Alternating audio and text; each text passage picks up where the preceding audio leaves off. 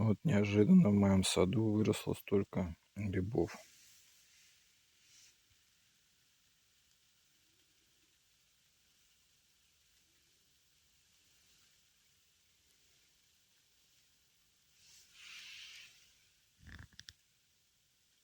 Даже в лес не надо идти, все здесь растет, рядом с домом.